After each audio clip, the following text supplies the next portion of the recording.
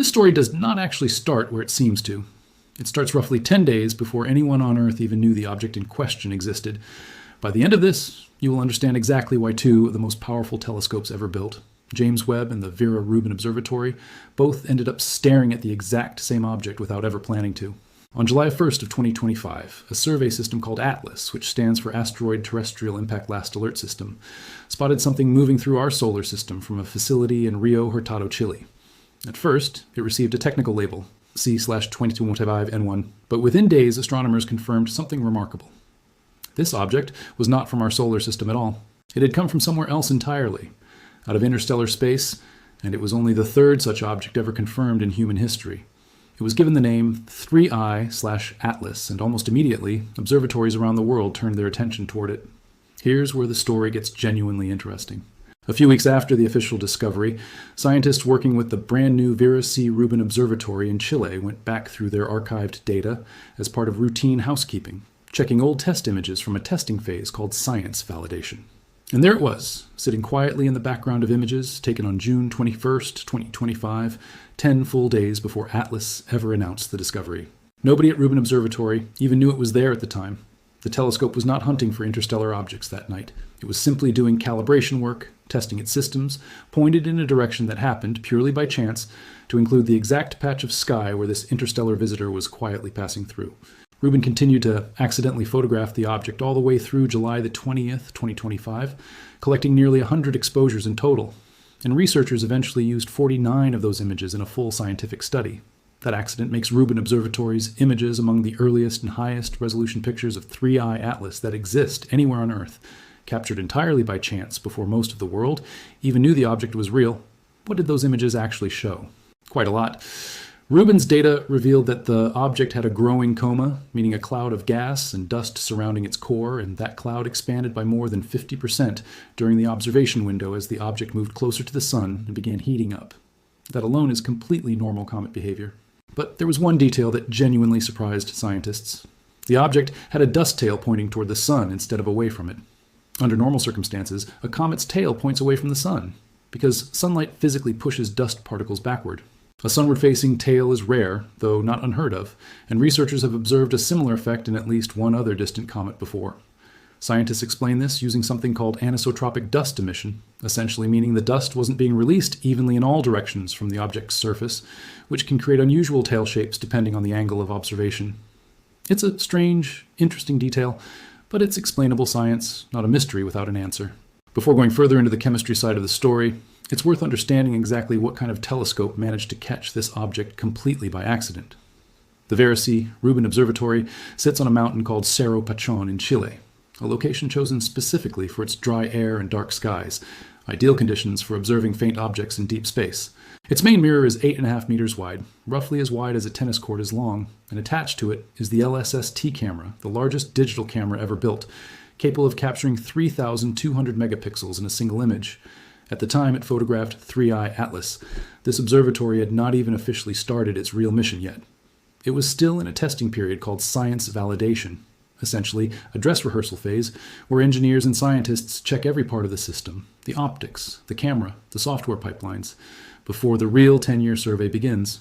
During this phase, the telescope is pointed at various patches of sky simply to test image quality, calibration accuracy, and system reliability, not to hunt for specific objects. That's exactly why nobody realized 3I Atlas was sitting inside these test images for weeks after they were actually taken. Researchers only found it later, after the official discovery announcement, when they went back through the archived commissioning data, specifically to check whether it might have shown up earlier by coincidence. And it had, hiding quietly in the background of ordinary calibration images, 10 full days before the rest of the world even knew to look for it. Here's the part that shows just how good this discovery process actually was. Rubin captures images across 6 different filters, covering different colors and wavelengths of light, often referred to using the letters U, G, R, I, Z, and Y. Scientists were able to measure the object's position across all of these different bands with a typical precision of about 70 milliarcseconds, an extraordinarily tiny angle when you consider how far away and how faint the object actually was at that point. For comparison, Rubin's general precision on fixed, unmoving background stars is even sharper, closer to just 3 milliarcseconds. The slightly coarser precision on 3I Atlas simply reflects the challenge of tracking something that is actually moving relative to the background sky. This level of detail allowed a research team led by astronomer Colin Orion Chandler, along with more than 300 other collaborating scientists, to publish a full paper analyzing the astrometry, meaning precise position tracking, along with the brightness, shape, and activity levels of the comet, based entirely on this accidental early data. Now let's talk about James Webb, because this is where the story connects. On August 6, 2025, the James Webb Space Telescope turned its near-infrared spectrograph instrument, known as NIRSpec, directly at 3I Atlas. This was Webb's first real look at the object, and it followed observations already made by the Hubble Space Telescope and NASA's SphereX mission. Webb's job here was different from Rubin's. Rubin captured images, essentially photographs showing shape, brightness, and movement. Webb went further, using spectroscopy to actually break down the light coming from the comet and figure out its chemical composition, almost like a fingerprint. And Webb found something unusual almost immediately. Inside the comet's coma, scientists detected carbon dioxide, water, water ice, carbon monoxide, and a compound called carbonyl sulfide. All fairly typical comet ingredients on their own, but the ratio of carbon dioxide to water was the highest ever recorded in any comet observed by scientists, solar system, or interstellar. That ratio matters, because it tells astronomers something about the environment this object originally formed in. Environments with different temperatures and different amounts of sunlight produce different chemical ratios inside a forming comet. Then, in December of 2025, Webb looked again. As 3I Atlas made its closest pass by the Sun on October 29, 2025, a moment scientists call perihelion, the comet's ancient ice began rapidly turning to gas, creating a brighter, more active coma that was perfect for detailed observation. Webb captured this moment on December 22, 2025, right after the object made its closest approach to Earth on December 19th, passing at a safe distance of about 168 million miles, roughly 270 million kilometers, posing zero threat to our planet at any point along the way. In this second, deeper look, Webb measured something even more revealing: specific ratios of carbon and deuterium, sometimes called heavy hydrogen, locked inside the comet's ice. These exact ratios do not match anything found in comets that formed inside our own solar system. Read that again, because it's the detail the entire story eventually hinges on. Working backward from that chemical signature, researchers were able to estimate where and when this object was actually born, and the answer was staggering. Based on Webb's data, scientists calculated that 3I Atlas likely formed somewhere between 10 and 12 billion years ago in a cold, distant region of the early Milky Way galaxy. For comparison, our own solar system, including Earth, the Sun, and every planet we know, is only about 4.6 billion years old. This means the ice and dust making up this comet were already floating through space, frozen and unchanged, for billions of years before our own sun even finished forming. Some researchers have pointed out that this makes 3I Atlas nearly as old as the universe itself, currently estimated at roughly 13.8 billion years. This research was formally published in the scientific journal Nature on June 22, 2026, after passing through peer review, meaning independent scientists checked the data and the conclusions before it was allowed to be published. So here's the honest answer to the question a lot of people keep asking. Is this the terrifying alien object some corners of the internet keep claiming it is? No, it is not. Scientists have been extremely clear and consistent about this, and it's worth walking through exactly why they're so confident, rather than simply taking their word for it. First, the object behaves exactly like a comet is expected to behave, developing a coma as it approaches the sun and releasing gas and dust in a pattern that matches physical models built from decades of studying comets inside our own solar system. Second, the chemical composition detected by Webb, carbon dioxide, water, water ice, carbon monoxide, and carbonyl sulfide are all completely ordinary comet ingredients. The same basic building blocks scientists have already cataloged and studied for decades in comets that formed right here in our own solar system, just present in a different ratio, which tells us about temperature and formation conditions rather than suggesting anything artificial or engineered. Third, the object's trajectory follows the predictable laws of gravity and orbital mechanics, with no unexplained deviations, no sudden changes in speed or direction that couldn't be explained by natural outgassing, the same kind of small course corrections comets have shown for as long as we've been tracking them. Every single measurement, from Rubin's early images to Webb's detailed chemical analysis, points to one conclusion. This is a completely natural interstellar comet made of ordinary ice, gas, and dust, just like the comets already studied inside our own solar system, only far older and coming from somewhere outside of it. Astronomers have said directly that the evidence proves 3I Atlas is not an alien probe, and that trying to frame it that way actually undersells how genuinely amazing the real science is. Because think about what this object actually represents. It is a physical sample, a real chunk of frozen material from another region of our galaxy entirely, from a very distant era before our own sun even existed and before Earth had ever formed. That just happened to drift close enough for our telescopes to study in detail. Scientists have compared this kind of opportunity to finding a message in a bottle that has been floating across an ocean for billions of years, except in this case, the ocean is the entire galaxy, and the bottle is made of ancient ice instead of glass. That is not science fiction. That is one of the rarest natural events astronomers could ever hope to witness in their entire careers, and it happened to occur at the exact moment humanity has some of the most advanced telescopes in history ready and pointed at the sky. It's also worth understanding why this particular chemical signature was so useful for figuring out the object's age in the first place. Deuterium, sometimes called heavy hydrogen, is a slightly heavier version of a normal hydrogen atom, and the ratio of regular hydrogen to deuterium found inside ice can act almost like a chemical clock. This ratio changes very slowly and predictably based on the temperature and radiation conditions present when that ice first formed billions of years ago, in whatever cold, distant cloud of gas and dust eventually became this comet. By carefully measuring that ratio using Webb's near-infrared spectrograph, researchers could work backward and estimate not just how old the ice is, but roughly what kind of environment it originally formed in, something scientists refer to as galactic chemical evolution. Because our own galaxy has been slowly changing its chemical makeup over billions of years, as generations of stars have lived, died, and seeded space with heavier elements, an object formed extremely early in the galaxy's history carries a slightly different chemical fingerprint than something formed more recently. That is exactly the kind of subtle signature Webb was built to detect, and exactly why an interstellar object like 3I Atlas is such a valuable target.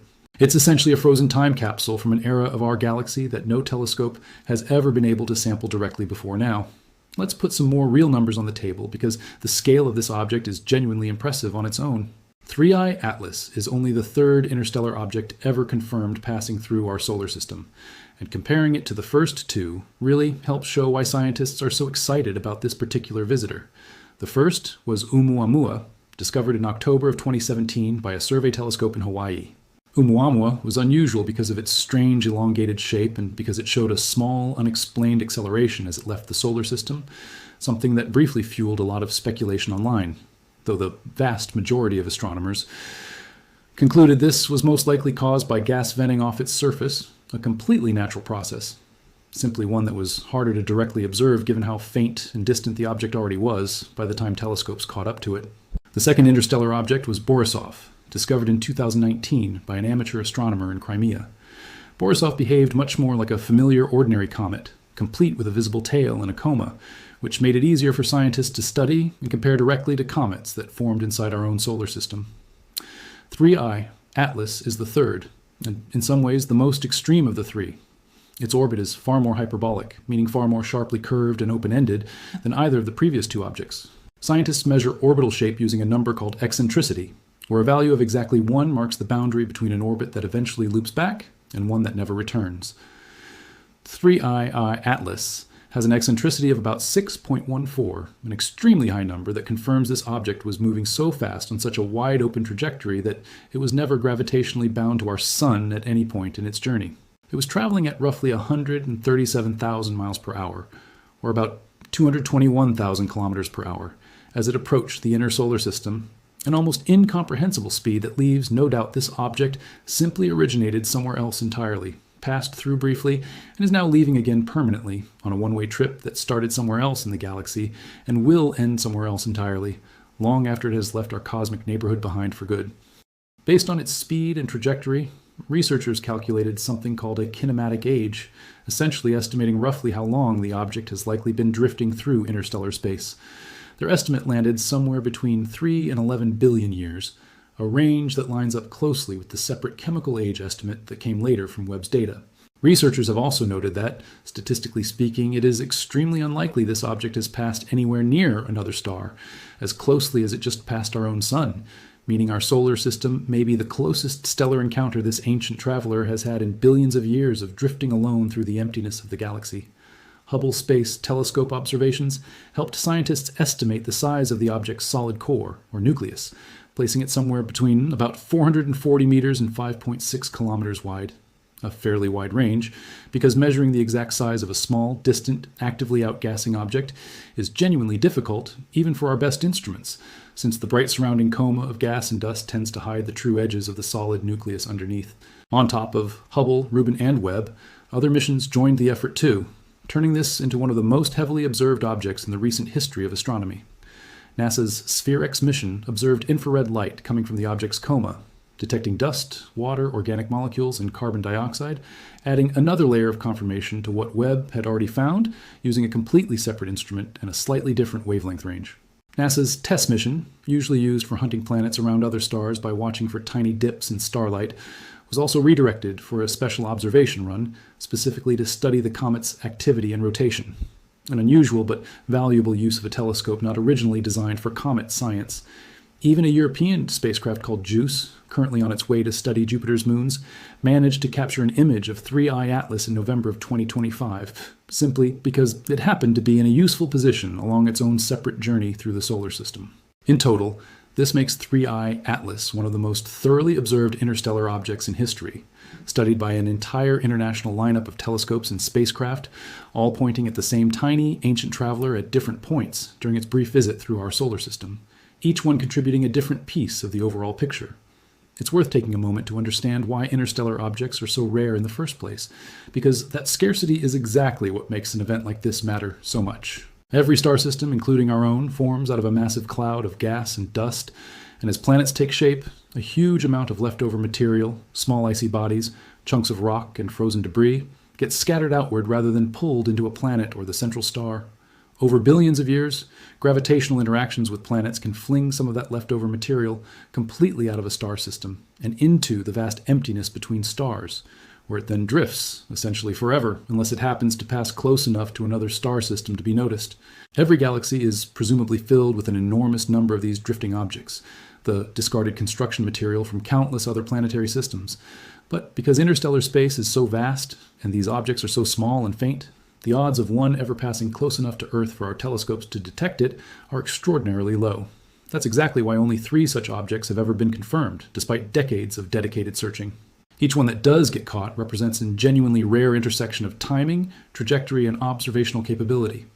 That scarcity also explains why the scientific community reacted with such intensity the moment 3I Atlas was confirmed. This wasn't simply another comet added to a long list of solar system objects already being tracked. It was a direct physical sample from outside our own planetary system, something researchers might otherwise only ever study through indirect methods, like analyzing starlight passing through distant clouds of gas and dust, or building computer simulations of how other star systems might have formed.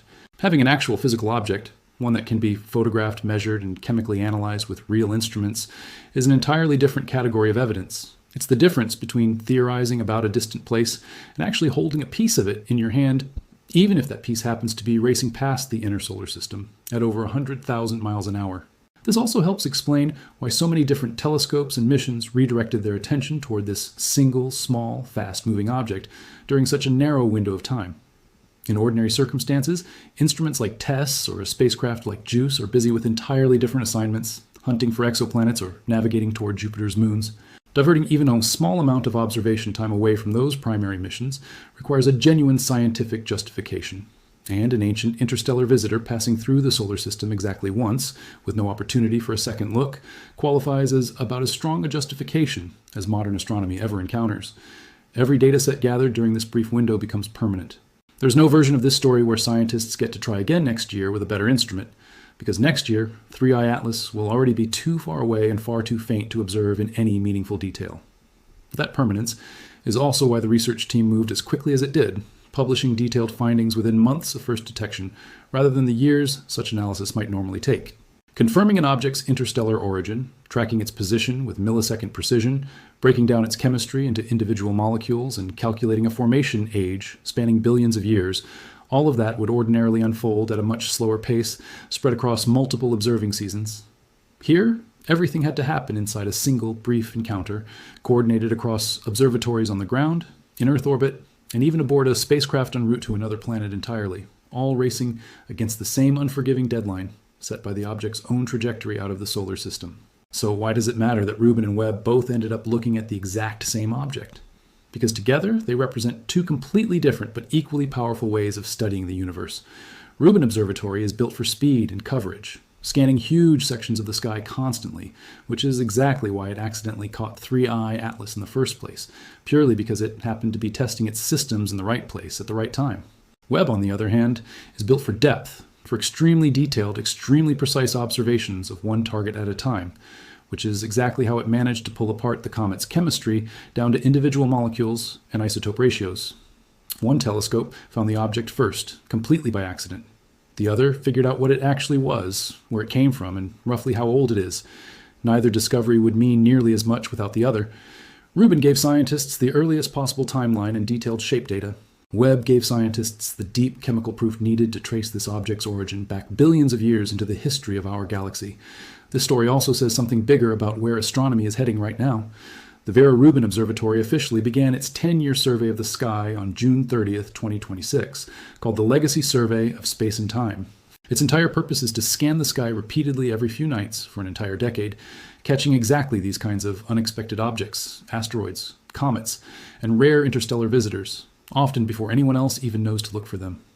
The fact that Rubin managed to accidentally photograph an interstellar comet before it was even officially discovered, while it was still in its testing phase, months before its real survey even began, is a genuine preview of what this observatory is going to be capable of once it is fully up and running, night after night, for the next decade.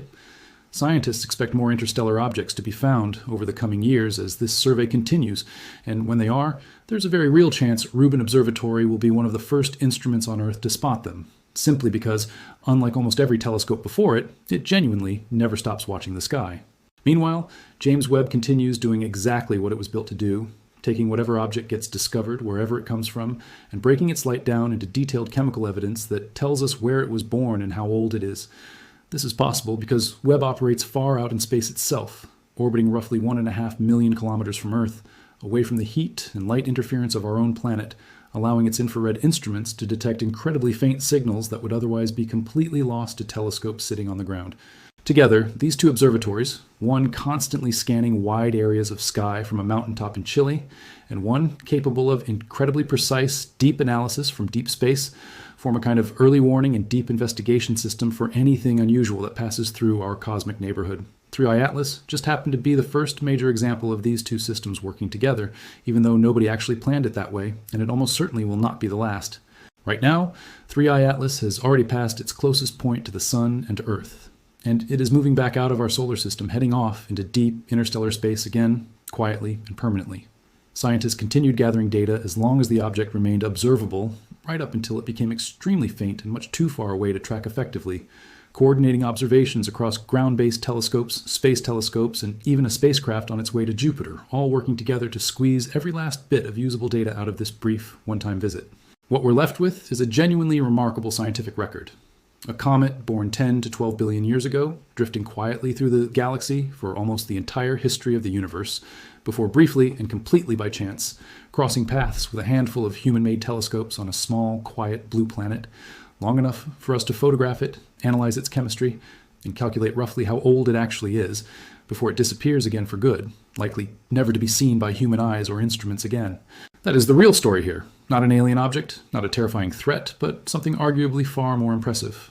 Direct physical evidence from a completely different corner of our galaxy, formed before our own solar system even existed, confirmed independently by multiple world-class telescopes working entirely on their own, and in Rubin's case, working completely by accident simply because it happened to be pointed in the right direction on an ordinary test night.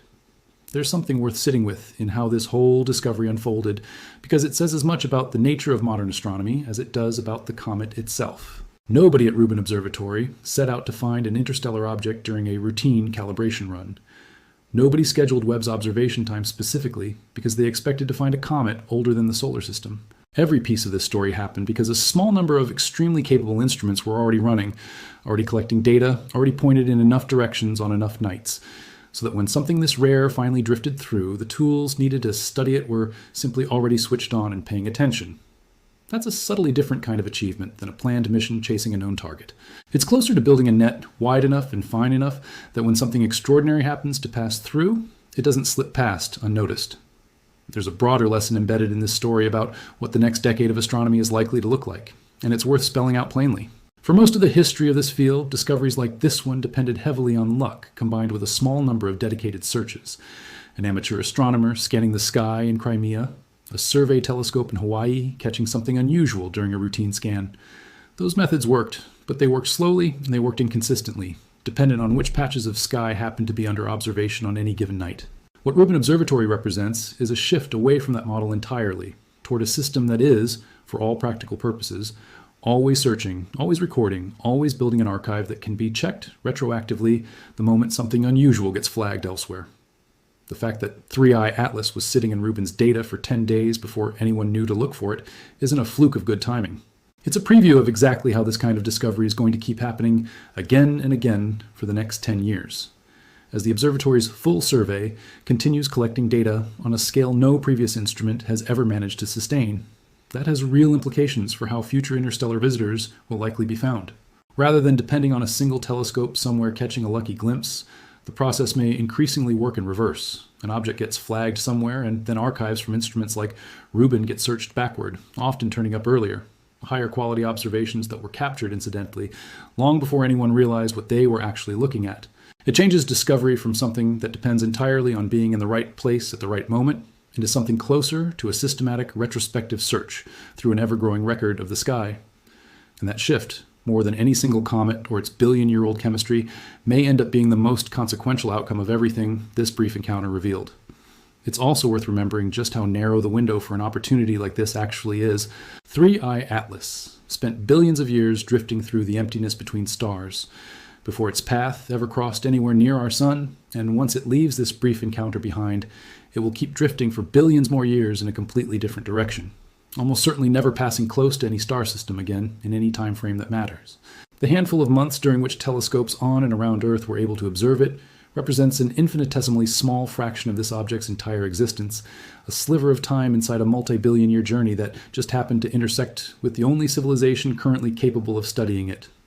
Miss that narrow window and the opportunity does not come back. There is no second pass, no follow-up mission that can be sent to catch up with it later, because by the time any spacecraft could realistically be built and launched, 3i Atlas would already be too far away and too faint to reach. It's a genuine reminder that some of the biggest discoveries in science don't come from searching harder. They come from having good enough instruments running often enough that when something rare finally drifts past, you're already there to catch it. Two telescopes, built for entirely different purposes, on entirely different sides of that equation, ended up answering entirely different halves of the same question, and together turned a few accidental frames of calibration data into one of the most complete pictures of an interstellar object ever assembled.